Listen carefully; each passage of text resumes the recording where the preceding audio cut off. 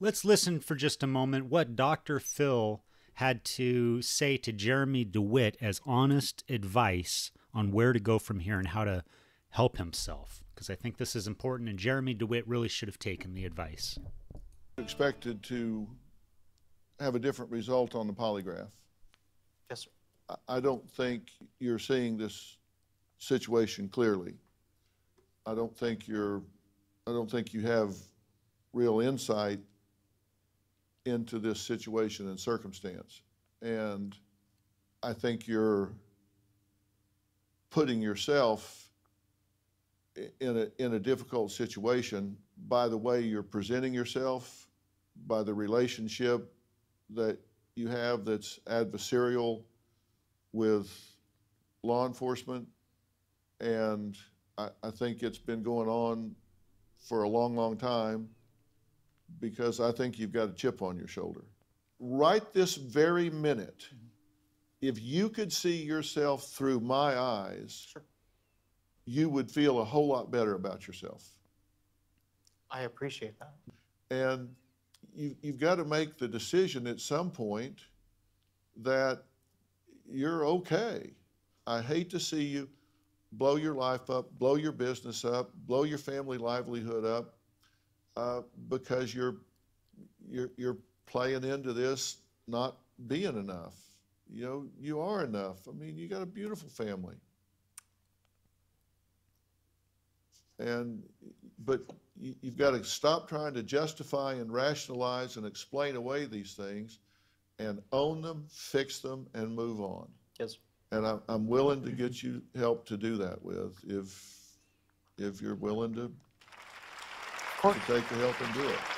Do you have to rationalize and explain? Now, that's really nice of Dr. Phil. And Jeremy Dewitte is actually pretty lucky because he's got a lot of people that are hoping for the best for him, that would like him to stop pretending he's a police impersonator and stop denying that he's pretending to be a police impersonator. Dr. Phil is on his side. I know a lot of his viewers are on his side. And, I don't hate Jeremy. I think he's totally deranged and his head is up in outer space, out by Pluto.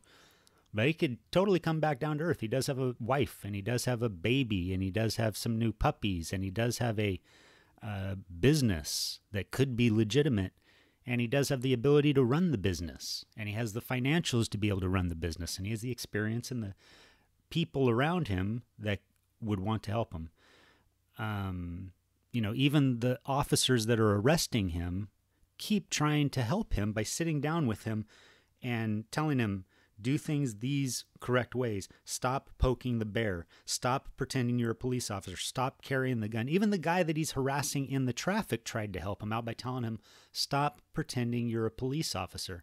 Yet Jeremy Dewitte is really hurting himself, like Dr. Phil said here, because he's in such deep denial and he's lying to himself that he's getting himself in trouble. He could be totally on the right path recently if he would have changed his behavior. In order for his business to be cool and for him to be interested in his business and for him to want to do his business in the beginning, he had to take it to the line, past the line, and start being a police impersonator, because that's what he thought was cool, and that's what gave him respect and power, and that's what allowed him to probably get the motivation and get the respect of a lot of people to be able to build his business. But now that his business is at such a big level where he's got all these motorcycles and all this crew and all these accounts that he's working for, he's got to cut all that stupid stuff out, because now it's only going to bring him trouble. It's not going to elevate his business anymore.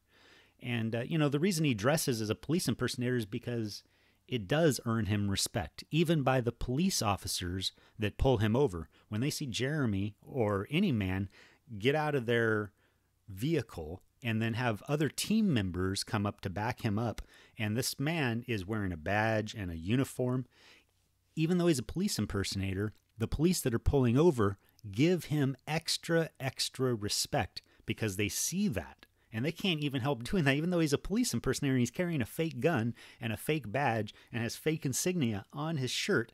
The police still pay him a high level of respect, not because he's Jeremy, not because he's white, but because he looks like a police officer.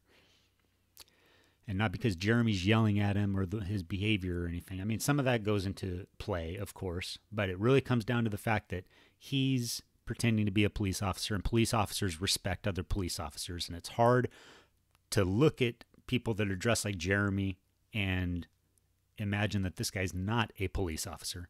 You know, even that guy that Jeremy was harassing on the road, you know, this guy right here, this guy knew from the very beginning that Jeremy Dewitte was pretending he was a police officer. But once Jeremy started laying into him, he actually made this guy get defensive. And this guy at one point even said, you know, I'm not interfering with you at all. And he started believing that this guy is in a position of authority because of his badge and stuff. Let me just play this video real quick for you so you can see. Stop pretending you're a police officer. Listen, Stop motherfucker, it. I know what I'm allowed to do and what See right there, he's very confident because he knows he's a police impersonator. I'm not allowed to do. What you need to do is figure it the fuck out before Now he's starting to get doubts because now this police impersonator's yelling at him.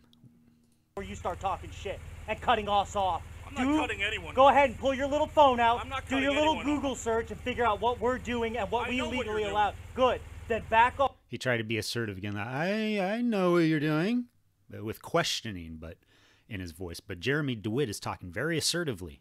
And give us room. I'm not interfering with you at all. I'm not interfering with you at all. This guy started off by knowing that Jeremy's a police impersonator. Now he's denying that he's even interfering with this police impersonator. How can you interfere with a police impersonator? You know, it's not a thing. So this guy totally went back, and for good reason, because, you know, now he's getting yelled at by this police impersonator, and, you know, that's not a great feeling. You are by You are running blocking- along. You've been blocking traffic. Yeah, I need you to stay to the side, sir.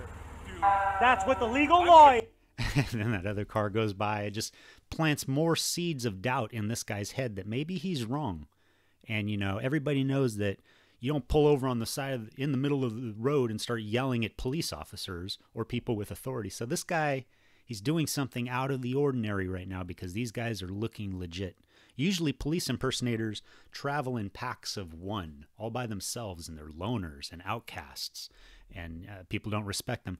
But Jeremy had something else going for him where he had a whole crew of people that followed him and that did crazy things because he said it was okay. And he taught them, you know, if a police officer pulls you over, you start yelling at them and tell them that you have the authority to do this.